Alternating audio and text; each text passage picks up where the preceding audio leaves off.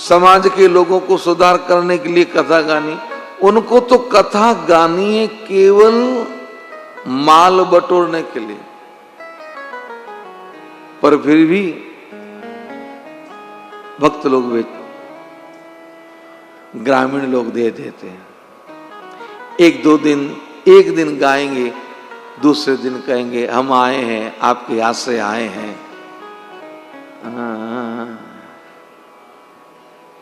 तो लोग कहेंगे अरे बेचारे आए हैं, भगवान का भजन करें, चलो हमारे यहाँ भोजन कर लेना महाराज, कल हमारे यहाँ कर लेना। अब 7 दिन की करते हैं, 3 दिन भोजन की व्यवस्था हुई, चौथे दिन कहते हैं देखो ये टेंट वाले को भी पैसा देना पड़ेगा, बजाने वालों को भी देना पड़ेगा, ये साउंड वाले को भी देना पड़ेगा।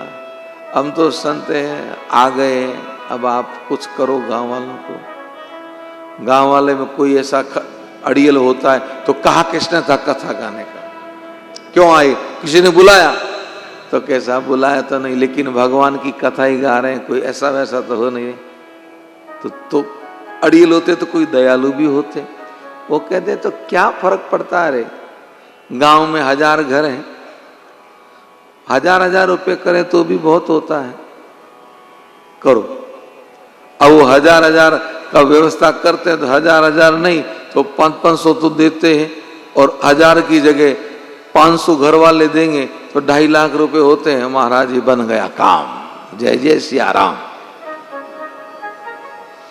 अब वो जो कथा गाने वाला वक्ता, उसका ध्येय ही पैसा लेना है, तो उसकी वाणी से समाज में सुधार कभी नहीं होगा, ध्यान रखें। न आपके जीवन में कुछ परिवर्तन होगा। मैं कई बार कथा में कहता हूं कि व्यासपीठ से जो व्यास बैठ के कथा गाता है, किसी की भी कथा गाए, उसमें अगर जो भाव होगा वही श्रोताओं में भाव उत्पन्न होगा। अगर उसके मन में लोभ की वृद्धि है तो सुनने वालों में लोभ जागृत होगा, उसके हृदय में क्रोध की वृद्धि है तो सुनने वालों में क्रोध जागृत होगा, और उसके मन में अगर काम की वृद्धि है तो सुनने वालों में भी काम की वृद्धि होगी।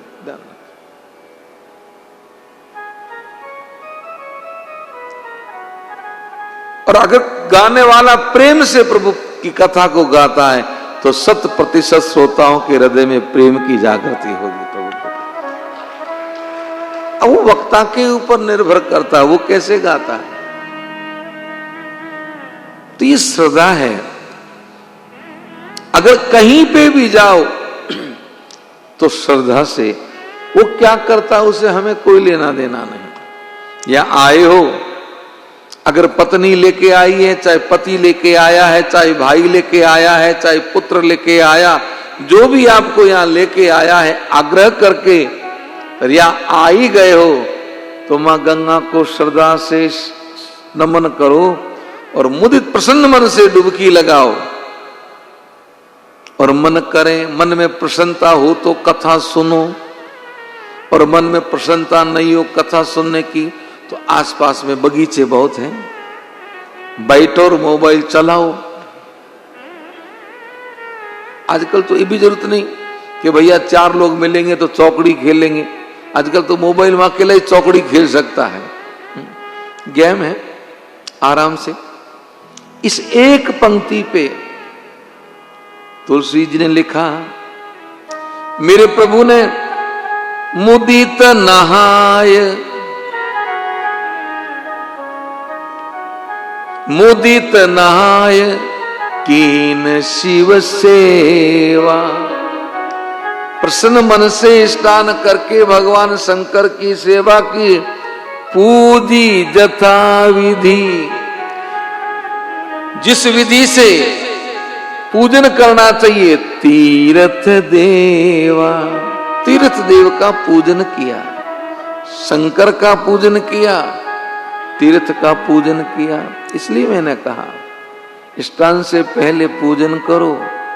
ऐसे नहीं आते हो धम से कपड़े खोले बम महाराज ना, पहले डुबकी लगाओ, फिर किनारे बैठो। अगर दंपति हो, पति पत्नी दोनों हो तो दोनों बैठो, और मां का विधिवत पूजन करो। अभिषेक ध्यान रखें, अभिषेक करना चाहिए। दूध, दही, शहद, शर्करा, घृत, थोड़ा थोड़ा, पुष्प, अक्षत, कुमकुम, सबसे।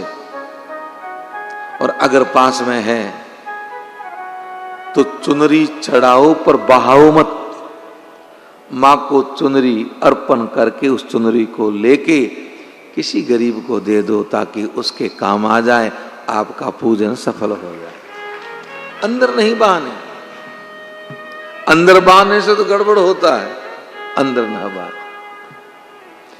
फिर पहले डुबकी लगा के ये पूजन करो, फिर डुबकी लगाओ। फिर आपको जितनी लगानी है जितनी लगाओ। हाँ, कई लोग है ना, जाते हैं ना, तू गंगा जी जावे रहे क्या, तो मारे 9 मिनट डुबकी लगा दे। जा बताओ महाराज, ये तो मैंने सुना कि जाता गंगा जाओ तो मारा 9 मिनट डुबकी लगा दे। लेकिन ये कहीं नहीं सुना कि तू जिमन जावे रहे तो मारा 9 रे 2 रसगुल्ला खा ले जाए। आज तक किसी ने नहीं कहा किसी ने? बोलिए, कोई नहीं कहता कि हमारे नाम के 2 रसगुल्ले खा लेना, ना कोई नहीं कहता। फिर आपकी जो जो जिन जिन की कही हुई है उनकी सबकी डुबकियां खाओ। अपने पूर्वजों को, पितरों को तर्पण करो, देवताओं को तर्पण करो, क्योंकि तीर्थ पे देव पितृ दोनों को तर्पण होता है। दोनों का तर्पण करो, सूर्य को अर्घ्य दो और फिर बाहर निकलो। तो कब तन को पहुंचना नहीं चाहिए। मां गंगा में स्नान के बाद में झरते हुए जल को ही तन पे गंगा जल सूखे, उसके बाद में या अपने कक्ष में जाके वस्त्र बदलो, साथ में लाए हो तो यहां बदलो। स्नान का तरीका यही है।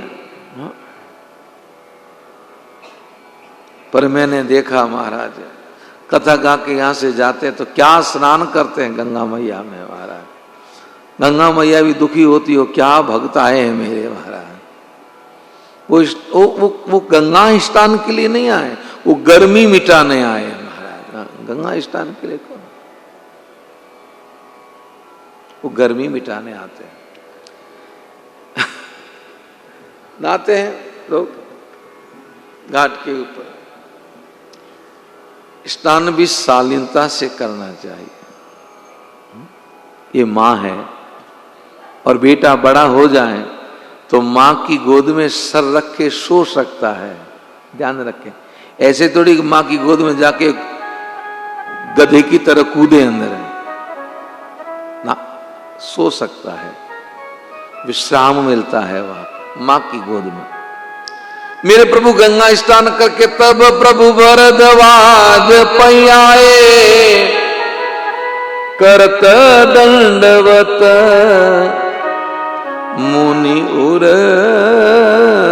लाए। मेरे प्रभु भरद्वाज जी के आश्रम में आए और आके मुनि को दंडवत किया। भरद्वाज जी ने उठा के राम जी को हृदय से लगाया। मुनि मन मोदन कछु कही जाई, ब्रह्मानंद राशि जनु पाई। भरद्वाज जी के मन के मोद को कोई वर्णन नहीं कर सकता। आज ब्रह्मानंद की राशि मिली, राम तो ब्रह्म ही है, तो ब्रह्म को पा लिया। कीन प्रश्न कुशलता पूछी, प्रश्न करके आप कैसे हैं? कुशल प्रश्न करी आसन दीने, कुशलता पूछ के आसन दिए। पूजी प्रेम परी पूरन कीने, पूजन किया है प्रेम में परिपूरित होके। और राम जी जैसे ही आसन पर बैठे, कंद मूल फल अंकुर नीके, कंद मूल फल अंकुर दिए। लेकिन राम जी ने खाए क्या? सीय लखन जन सहित सुहाए। लक्ष्मण जी जानकी जी यहां जन कौन? यहां जन निषाद है, ध्यान रखिएगा। निषाद भी दूर खड़ा है, राम जी के साथ है, उसको भी दिया है। लखन राम सिय जन सुहाए, अति रुचि राम मूल फल खाए। दिए क्या थे? कंद मूल फल अंकुर। खाए क्या? मूल और फल।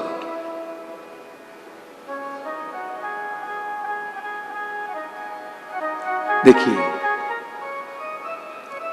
कंद अंकुर नहीं खाया, मूल और फल खाया। मूल क्या है? जीव के किए हुए कर्म है, पिछले मूल। फल क्या है? इस जन्म का पुरुषार्थ। कंद क्या है? जीवन चल रहा है। भगवान ने जो जीवन में चलने वाली क्रियाओं को छेड़ा नहीं है। भरद्वाज जी के समस्त जन्मों के जो कर्म है उनको स्वीकार किया और उनके जीवन के पुण्यों को भी स्वीकार किया। क्यों? क्योंकि हरि ही समर्पी बिनु सत्कर्मा। सत्कर्म भी भगवान को समर्पित करना चाहिए, और जब भगवान स्वीकार कर लेते हैं साधक के पुण्यों को, तो वो साधक निर्भय हो जाता है महाराज, उसका पतन नहीं होता। पुण्य से व्यक्ति की प्रसिद्धि बढ़ती है, प्रशंसा बढ़ती है। प्रशंसा और प्रसिद्धि व्यक्ति को पतन की तरफ ले जाती है, क्योंकि अधिक प्रशंसा काम की नहीं है, व्यक्ति के विवेक को खो देती। इसलिए राम जी ने मूल और फल दोनों को स्वीकार किया। जैसे मेरे प्रभु ने मूल फल खाए, भरद्वाज जी टकटकी लगाए, निहारे और कहने लगे, आज सफल तप तीर्थ त्यागो, आजु सफल जप जोग विरागो। आजु सफल तप तीर्थ त्यागो, आजु सफल जप जोग विरागो। सफल सकल शुभ साधन साधु, राम तुम अवलोकत आजो। सफल सकल शुभ साधन साधु, राम तुम अवलोकत आजो। सफल सकल शुभ साधन साधु, राम तुम अवलोकत आजो। सफल सकल शुभ साधन साधु, राम तुम अवलोकत आजो। अब करी कृपा देवर एओ, निज पद सरसीज सहज सनेऊ। अब करी कृपा देवर एओ, निज पद सरसीज सहज सनेऊ। अब करी कृपा दे फल एऊ, निज पद सरसीज सहज सनेऊ। अब करी कृपा देहु बरेऊ, निज पद सरसीज सहज सनेऊ।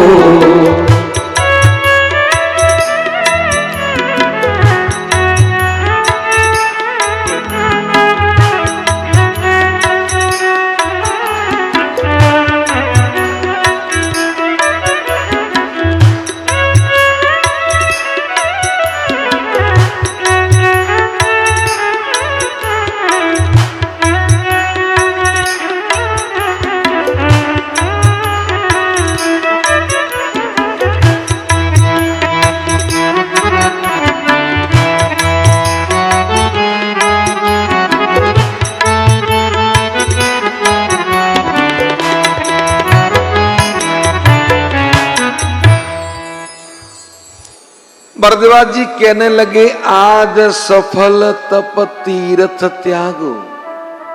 आज मेरा तप करना, तीर्थ में निवास करना, त्याग करना सफल हुआ।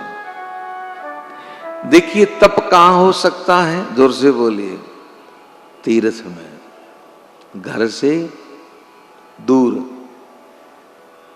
और तीर्थ में तप करने आओगे तो त्याग करना पड़ेगा। किसका? सुविधाओं का। किसका? परिवार की, समाज की ममता का। इसका त्याग करोगे तभी तीर्थ में वास कर पाओगे। क्यों रोटी राम जी? नहीं तो यहां काय को आराधना में रहे। बेटे बहू सेवा को तैयार, बार बार कहते हैं काहे को जा रहे हो पापा जी, मत जाओ, यहां रहो। पर वहां रहोगे तो मन पोता में, परिवार में, व्यापार में घुसेगा, जो बड़ी मुश्किल से निकला है। यहां रहोगे तो महाराज जिसके, देखिए ये नियम है सृष्टि का। मैं कई बार कहता हूं, मन जिसके साथ ज्यादा रहेगा उसी की वाणी बोलेगा। बालक छोटा होता है ना, तब मां के साथ रहता है, तो उसे सबसे प्रिय कौन लगता है? जोर से बोलिए। मां लगती। मां कहती जैसा बेटा करता, मां जो कहती वैसा करता। और वही बालक जब बड़ा होता, विवाह होता है, तो किसके साथ ज्यादा समय बिताता है? पत्नी के साथ। तो 2-4 साल बाद में वो मां कहती जैसा नहीं करता, लुगाई कहती जैसा करता है महाराज। क्योंकि ज्यादा जिसके साथ रहेगा तो अणु उसी के उसमें प्रभाव करेंगे। लेकिन लुगाई ये सोचे कि मेरी बात जिंदगी भर मानेंगे ना। 2-4 साल बाद में व्यापार में लग जाता है, तो व्यापार में जब मन लगता है, पत्नी के साथ में भी मन कम लगता है, व्यापार में ज्यादा लगता है, पैसों का लोभ रहता है, तो घरवाली जो घर का सब काम करती, सेवा में रहती, वो भी अगर कहीं व्यर्थ में 5,000 भी खर्च कर दे तो महाराज आओ आओ आओ आओ आओ आओ आओ चालू। तो प्रेम किससे करता है?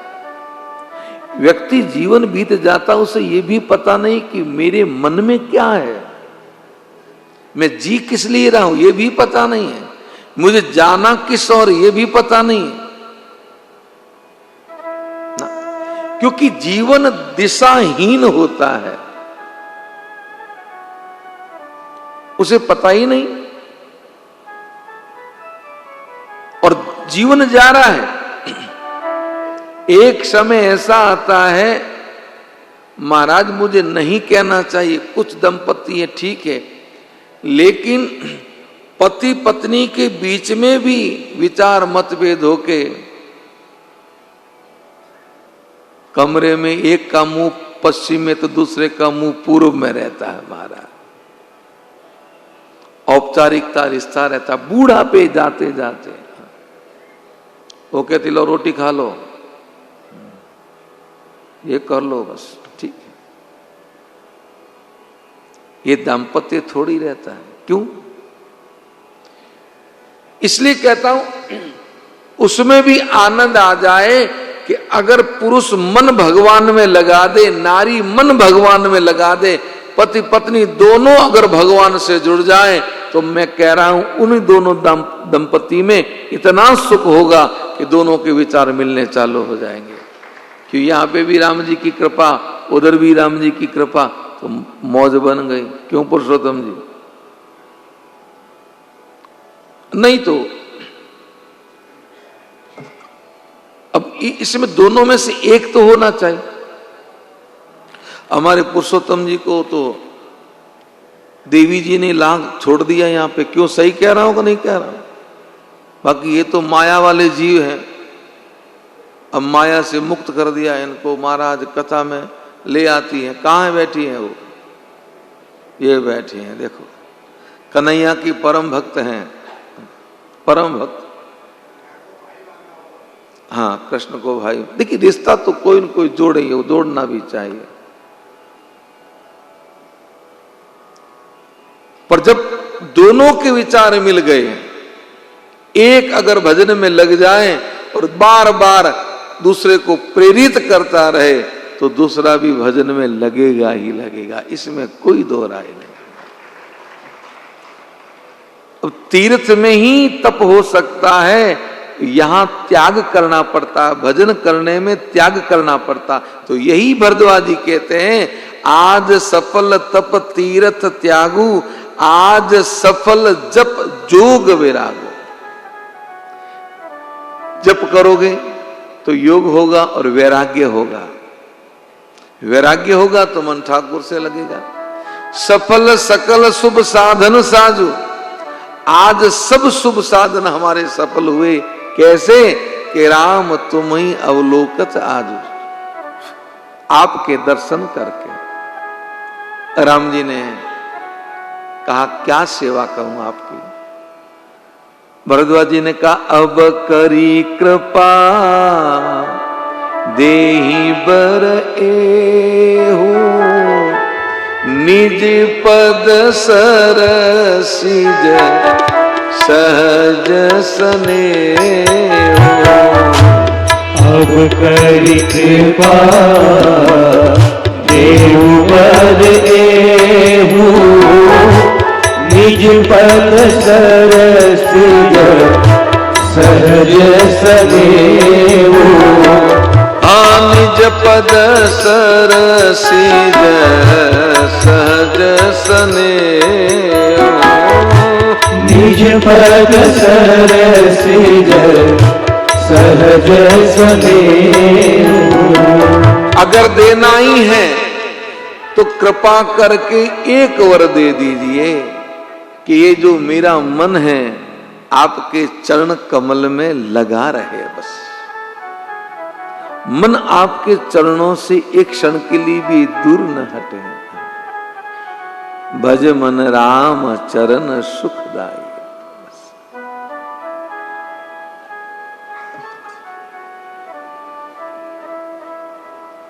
मानस में जितने ही भक्त हैं, जितने भी संत मिले या भक्त मिले राम जी से, किसी ने भी मुक्ति की कामना नहीं की। हाँ? जिसने भी मांगा प्रभु की भक्ति को मांगा, सबने। ध्यान रख, मुक्ति किसी ने नहीं मांगी कि हमें मुक्त कर दीजिए, ना, सबने भक्ति मांगी। निज पद सरसिज सहज स्नेह, अब करी कृपा देहि बर एहू।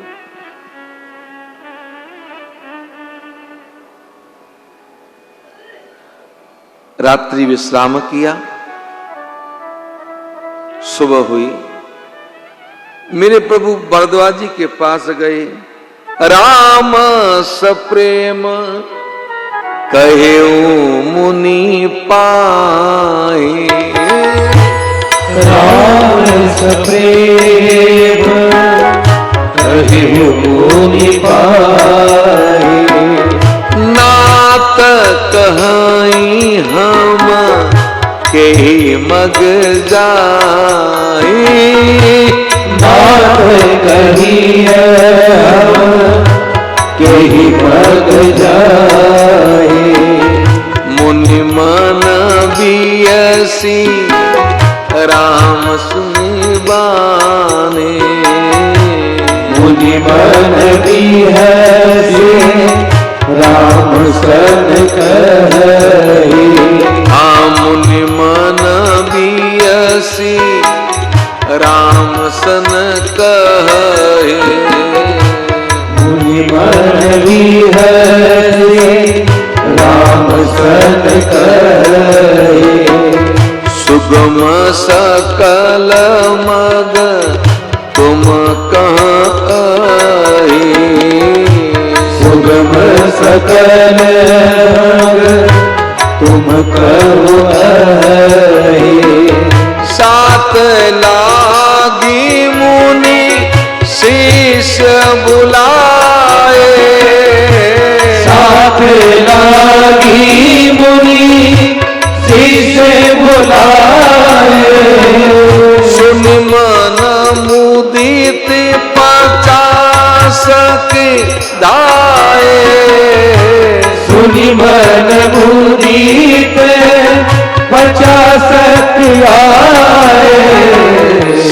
बिन राम पर प्रेम अपारा, बिन राम पर प्रेम अपारा। सकल कहीं मत दीख हमारा, सकल कहीं मत दीख हमारा। मुनि बटु चारि संगत बदीने, मुनि बटु चारि संगत बदीने। जिन बहु जन्म सुकृत सब कीने, जिन बहु जन्म सुकृत सब कीने। करी प्रणाम ऋषि आशीष पाए, करि प्रणाम ऋषि आयस पाए। मुदित हृदय चले रघुराई, प्रमुदित हृदय चले रघुराई। प्रमुदित हृदय चले रघुराई, प्रमुदित हृदय चले रघुराई।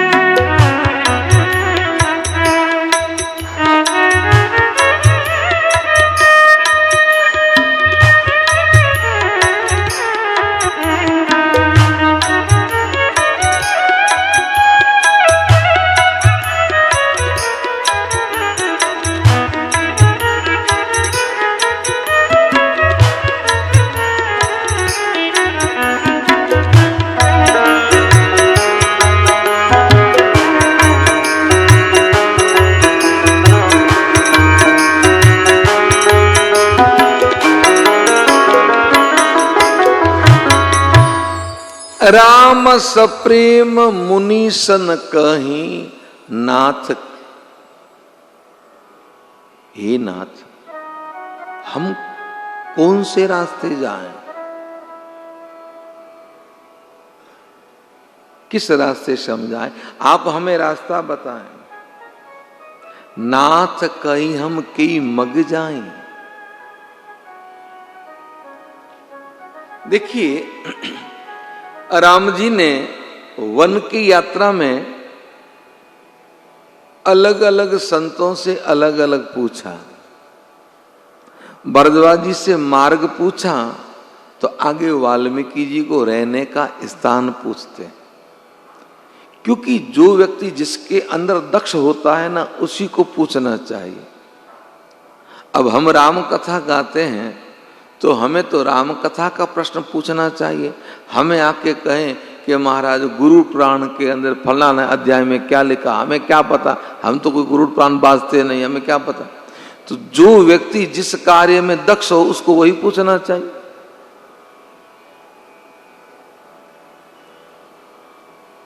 तो भरद्वाज जी कौन है? परमारथ पथ परम सुजाना, मार्ग बताने वाले हैं। इसलिए राम सप्रेम कहे मुनि पाई, कही नाथ हम के ही मग जाए। आप हमें बताएं हम कौन से रास्ते जाएं। मुनि मन बियसी राम सन कही, सुगम सकल मग तुम कहूं आई। हंस के भरद्वाजी ने कहा राम आपके लिए सभी मार्ग सुगम है, सभी सुलभ हैं, पर फिर भी आपने कहा तो मैं आप मुझे मार्ग बताने ने कहा तो मैं बताता हूं। साथ लागी मुनि शिष्य बुलाए। जैसे ही भरद्वाज जी ने अपने शिष्यों को बुलाया, सुनि मन मुदित 50 धाये। सुनते ही 50 शिष्य आए हैं। सबई राम पर, सबको राम जी के ऊपर प्रेम अपारा, सबको राम जी से प्रेम है। और सब लोग क्या कहते हैं, सकल कहीं मक देख हमारा। सब कहते हैं हमारे रास्ता देखा हुआ है, हम जाएंगे हम जाएंगे। मुनि बटुचारी संगत बदीने। भरद्वाज जी ने उन 50 में से 4 शिष्यों को बाहर निकाला। अब ये 50 क्या है, 18 पुराण, 18 स्मृति। कितने हुए गिनिए, 6 शास्त्र कितने हुए, 4 वेद और 4 उपवेद, कितने हो गए। अभी 50 है, लेकिन भरद्वाज जी ने 4 को चुना। भरद्वाज जी के कहने का अर्थ है आप श्रुति मार्ग वेदों के रास्ते जाइए, 4 दिशा आपकी जो इच्छा उस दिशा में जाइए, 4 पदार्थ आपकी जो इच्छा वो पदार्थ पाने को जाए। इसलिए 4 शिष्यों को साथ में दिया। उन 4 शिष्यों को संग लेके मेरे प्रभु चले। करि प्रणाम ऋषिया यशु पाई, प्रमुदित हृदय चले हूं रघुराई। प्रणाम किया, आशीर्वाद पाया और प्रसन्न मन से राम जी मुनि को प्रणाम करके आज्ञा लेके चले।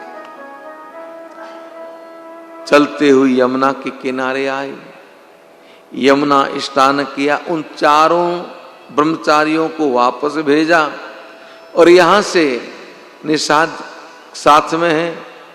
और कहां आए हैं, वाल्मीकि जी के आश्रम। ये जो पूरी वन की यात्रा है, समझ गए ना, क्योंकि अभी हम 16वां मास पर पीछे रह गए महाराज। हाँ, इसलिए कुछ कुछ तो छोड़ना पड़ेगा।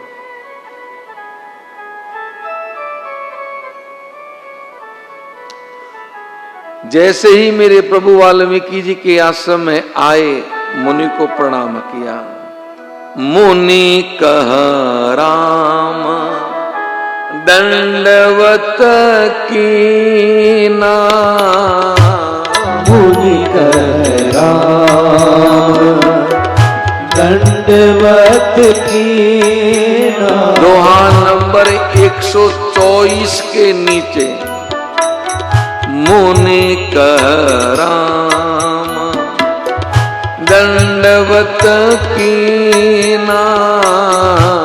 मुनि कह राम दंडवत कीना। आशीर्वाद विप्र का दीना,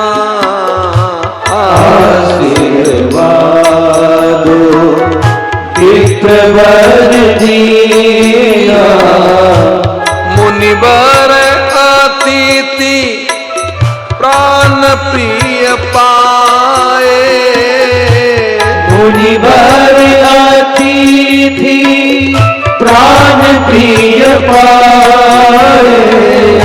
कंद मूल फल मधुर मंगाए, कंद मूल फल मधुर मंगाए।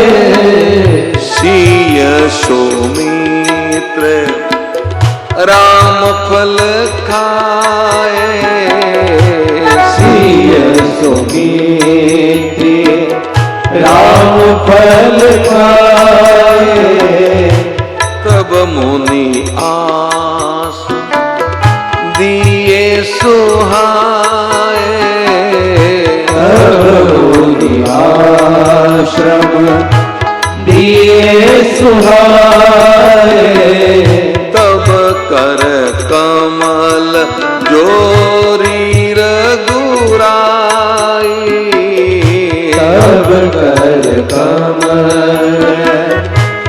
तोरी रघुराए बोले वचन श्रवण सुख लाई बोले वचन श्रवण सुखदाई तात वचन पुनि मात हित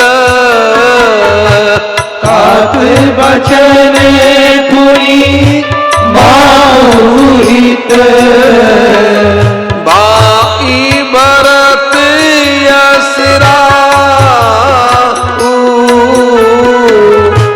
भाई भरत रस राओ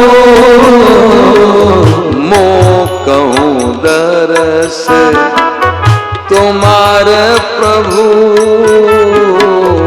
कहूँ दरस तुम्हारे प्रभु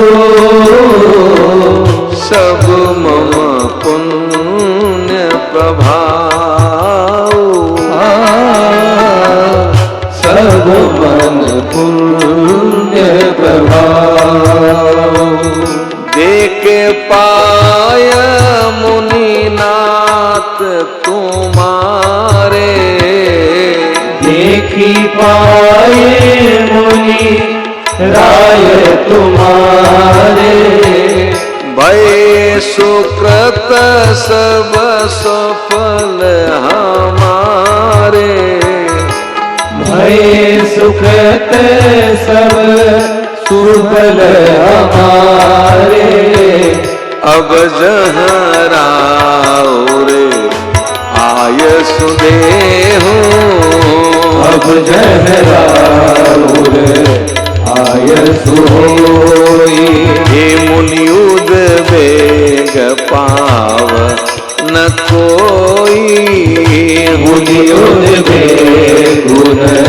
पावे कोई मुनि तापस दिन ते दुख लही मुनि तापस जिन ते दुख लही ते नरेश बिनु पावक दही ते नरेश बिनु पावक दही अस जिय जानी कहीं सोई ठाऊ अस जिय जानी कहीं सोई ठाऊ सिय सुमित सहित कहाँ जाऊ सिय सुमित सहित जहराऊ सज सरल सुनी रघुवर बानी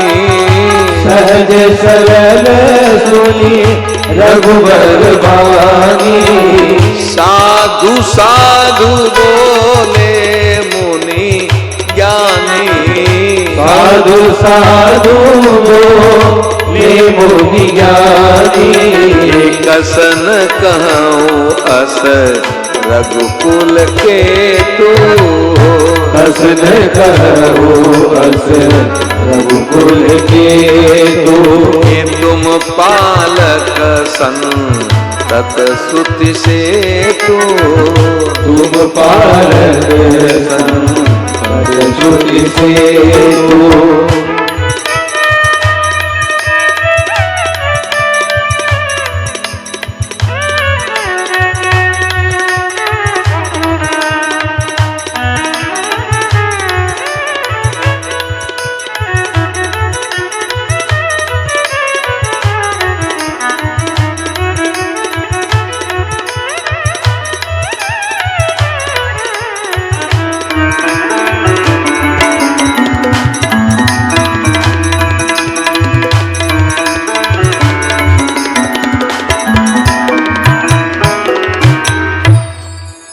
मेरे प्रभु वाल्मीकि जी के आश्रम में आए और आश्रम में आते मुनि कहूं राम दंडवत कीना।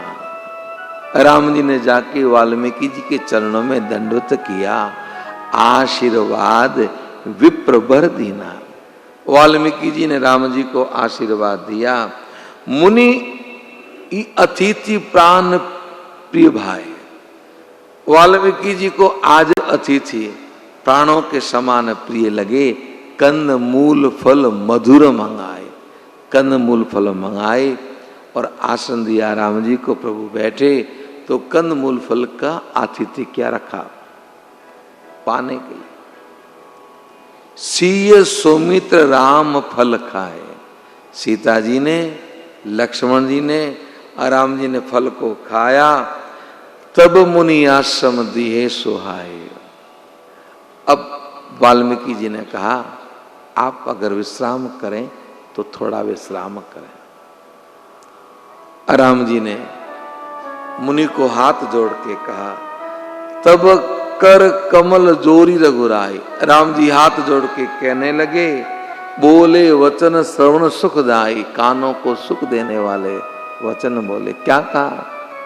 तात वचन पुनि मातु हित, भरत भाई असराव। मो कहूं दरस तुम्हार प्रभु, सब मम पुण्य प्रभाव। तात वचन, पिता की आज्ञा का पालन करना, मातु हित और मां के हट को पूरा करना है, उनकी इच्छा को पूरा करना है। मेरा छोटा भाई भरत अवध का राजा बने, ये मेरा भी भाव है। पर सबसे बड़ी बात तो यह है भगवान कि मो कहूं दरस तुम्हार प्रभु, मुझे आपके दर्शन का सौभाग्य मिला। सब मम पुण्य प्रभाव, ये मेरे पुण्यों का प्रभाव है। ध्यान रखें, हम संत के पास चला के जाते हैं तो ये हमारे पुण्यों का प्रभाव है, और संत हमारे पास आते हैं तो ये भगवत कृपा है। ध्यान रखें। या राम जी कहते हैं सब मम पुण्य प्रभाव।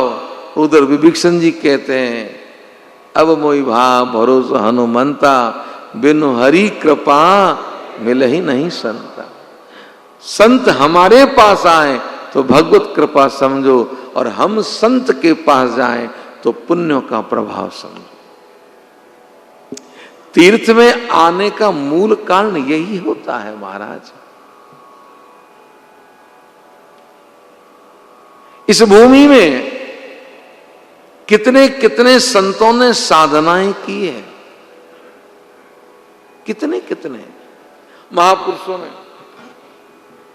हिमालय की आछंद पहाड़ियों में आज भी कितने संत बैठे हैं।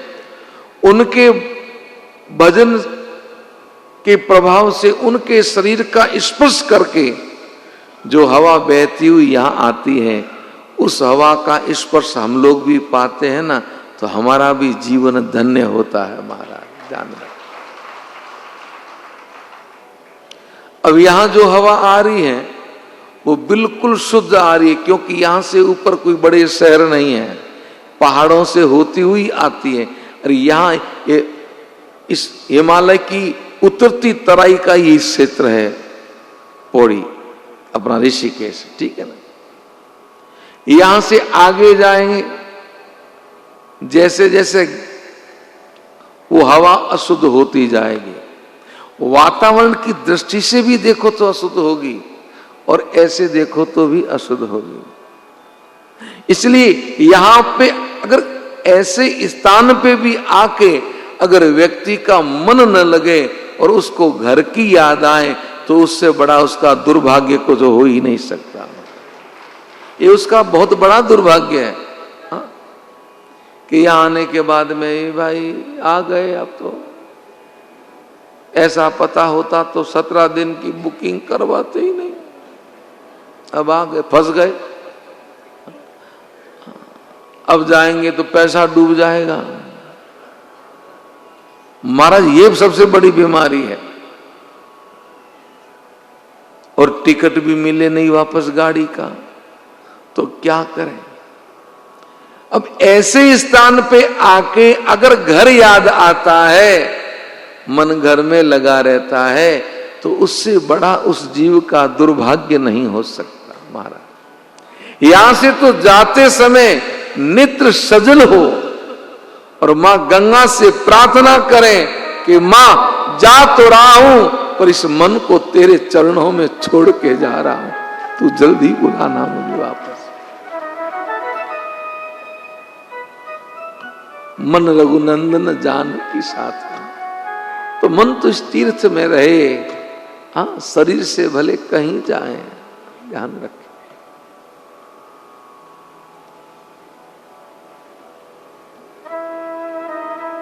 पर ऐसा पूर्व के पुण्यों के प्रभाव से ही हो सकता है, अन्यथा नहीं महाराज। राम जी ने वाल्मीकि जी से कहा, देखि पाए मुनि राय तुम्हारे, प्रभु आपके चरणों के दर्शन किए, भये सुकृत सब सुफल हमारे। हमारे समस्त सुकृत सफल हुए आज प्रभु आपके चरणों के दर्शन करके। एक निवेदन है, राम जी वाल्मीकि जी ने कहा क्या? अब जराउर आयस होई मुनि उद्वेग पावन कोई।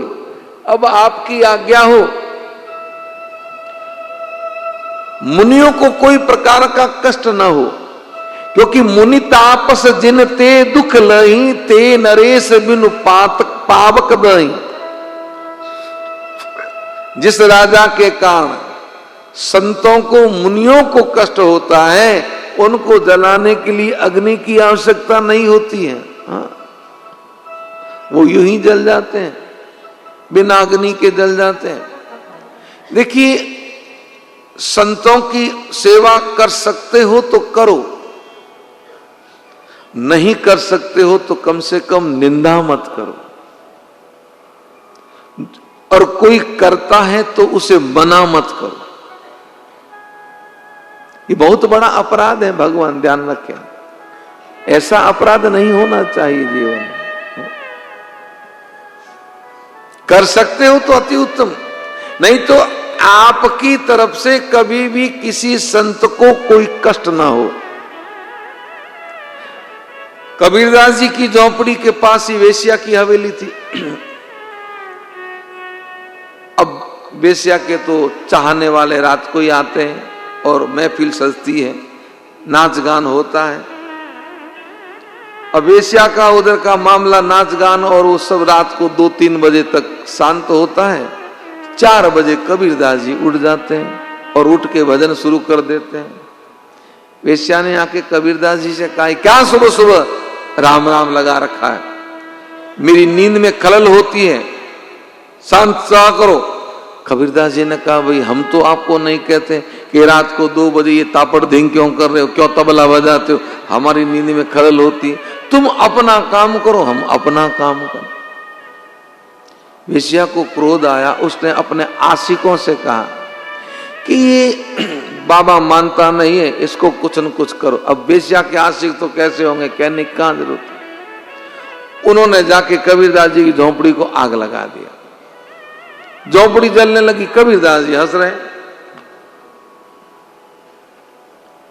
अब झोंपड़ी जल रही हंस रहे हैं, तो किसी ने कहा आप झोंपड़ी जल रही हंस रहे। कबीरदास जी ने कहा झोंपड़ी थी तो अंदर सोते, थोड़े गर्म होते तो नींद आ जाती। अब झोंपड़ी नहीं, खुले में पड़े रहेंगे, ठंड लगेगी, नींद आएगी नहीं, नींद नहीं आएगी तो भजन ज्यादा होगा महाराज। अब बताओ, हर प्रतिकूल परिस्थिति में संत अनुकूलता में रहता है। पर जो अपराध भगत कर करही, राम रोष पावक तेज रहे। भगवान ये कैसे देख सकते थे? कबीरदास जी ने तो वेश्या को कुछ नहीं कहा, लेकिन प्रभु की ऐसी कृपा हुई, एक जोर से हवा का झोंका आया और वो जलती हुई झोंपड़ी उड़ के सीधी वेश्या की हवेली में गिरी। और महाराज वो रेशमी पर्दे लगे हुए थे, अब वो धू धू करके हवेली जलने लगी, वेश्या रोने लगी। कबीरदास जी ने कहा, काय को रो रही है? तेरे आशिक ने मेरी जलाई, मेरे आशिक ने तेरी जलाई। काय ऐसा बराबर, इसमें टेंशन करने की कहां जरूरत है? तो मुनि संत हमारे किसी भी कार्य से कष्ट पाए, ऐसा नहीं होना चाहिए। इसलिए राम जी ने कहा, असजिय जानी कहीं सोई ठाऊ, सिय सोमित्र सहित तहाँ जाऊ। अगर मुझे अकेले रहना होता तो मैं कहीं रहता, लेकिन मेरे साथ ये 2 पात्र हैं, इसलिए आप मुझे ऐसा स्थान बताएं जहां मैं जानकी और लखन के संग रह सकूं। गोस्वामी जी कहते हैं, सहज सरल सुनी रघुवर बाण, साधु साधु बोले मुनि ज्ञान। राम जी की सहज सरल वाणी को सुन के वाल्मीकि जी कहने लगे, साधु साधु साधु। मुनि कहने लगे, कसन कहूं अस रघुकुल के तू। राम, तुम ऐसा नहीं कहोगे तो और ऐसा कौन कहेगा? तुम पालक संतत श्रुति से तू। तुम तो सतत वेदों का पालन करने वाले हो, आप मुझे पूछते हो कि मैं कहां रहूं? आप भले अपने आप को छुपाओ राम, पर मैं जानता हूं आप कौन हो। श्रुति से तू पालक राम, तुम जगदीश माया जानकी। श्रुति से तू पालक राम, तुम जगदीश माया जानकी।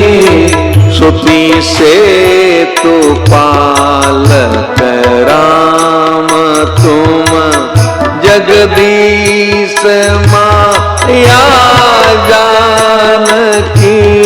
श्रुति से तू पालक राम, तुम जगदीश माया जानकी। जो सजती जग पालती हरती, रुक पाय करुणा निदान की। जो सजती जगो पालती हरती, रुक पाई कृपा निधान की। जो शिशु की समई धरु, लखन सचरा चरधनी। जो सहस शिशु सुमहि धरु, लखन सचरा चरधनी। सूर्य काज धरि नर राज, तनु चल दलन कल निशिचर अनि। गाइए। काज धरि नर राज, तनु चल दलन कल निशिचर अनि। सूर्य काज धरि नर राज, तनु चल दलन कल निशिचर अनि। सूर्य काज धरि नर राज, तनु चल दलन खल निशिचर अनि। श्रुति से तू पालक राम, तुम जगदीश माया जानकी। श्रुति से तू पालक राम, तुम जगदीश माया जानकी। श्रुति से तू पालक राम, तुम।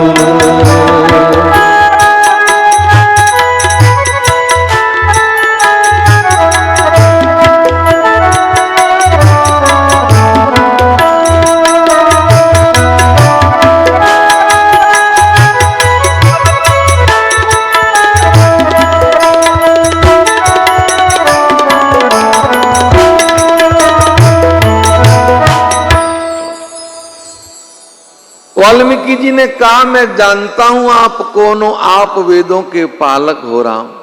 ये आपकी जो अर्धांगिनी है, ये आपकी माया है जो संसार को उत्पन्न पालन और लय करती है आपके रुख को पाके। और ये जो आपके छोटे भाई हैं जिनके 1000 शीश हैं, जो अपने सर के भूमि को धारण करते हैं, चराचर के मालिक आप तीनों देव कार्य करने के लिए मनुष्य रूप धर के ये लीला कर रहे हो।